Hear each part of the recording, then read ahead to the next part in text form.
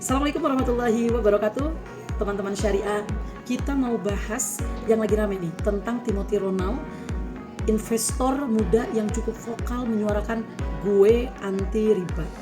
Nah, menarik banget ya, karena biasanya orang kalau udah ngomongin duit, apalagi soal investasi, jarang-jarang yang stand clear dari riba. Tapi Timothy beda. Sebagai ahli syariah, jujur saya senang dengar ada tokoh muda kayak Timothy Ronald ini yang sadar akan bahaya riba. Jujur aja, riba ini bukan hanya masalah agama, tapi juga masalah keadilan ekonomi. Tapi pertanyaannya, emang riba itu apa sih? Secara sederhana, riba itu tambahan yang disyaratkan dalam transaksi utang piutang atau pinjam meminjam. Dan dalam Islam, ini jelas haram. Dalilnya jelas, yang Allah menghalalkan jual beli dan mengharamkan riba. Masalahnya di sistem keuangan kita, riba itu kadang nyelip diam-diam. Contohnya, bunga bank konvensional, kartu kredit yang nggak dilunasi itu ada denda dan ada juga bunganya, cicilan berbunga, bahkan kadang investasi ya ini pun mengandung riba.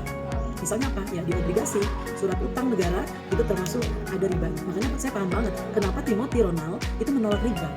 Dan buat saya ini keren, tapi ada catatan penting ya. Anti riba itu harus didasari dengan ilmu. Bilang gue anti riba itu bagus, tapi harus diiringi sama ilmu.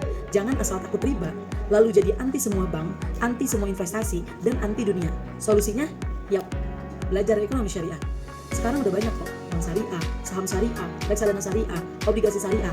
Karena di transaksi tersebut sudah ada banyak akad seperti murabahah, mudorobah, musyarakah, ijarah mutajabi tamlik, musyarakah mutanakiso. Dan semuanya bebas riba, insya Allah, asal sesuai dengan fatwa DSN MUI dan prinsip syariah yang benar. Jadi kesimpulannya gimana? Saya salut sama Timothy Ronald, di usia muda dia udah ngasih contoh bagus, berani bilang tidak pada sistem yang gak adil. Tinggal kita nih, mau ikut sadar juga atau tetap bilang yang penting dapat bunga tiap bulan. Teman-teman jangan takut belajar soal keuangan syariah, karena jadi kaya itu boleh asal berkah. Yuk bareng jadi bagian dari generasi anti riba, tapi tetap melek investasi dan syariah. Jangan lupa like, share, dan tag temanmu yang masih bingung kenapa sih riba itu haram. Sampai jumpa di video selanjutnya. Wassalamualaikum warahmatullahi wabarakatuh.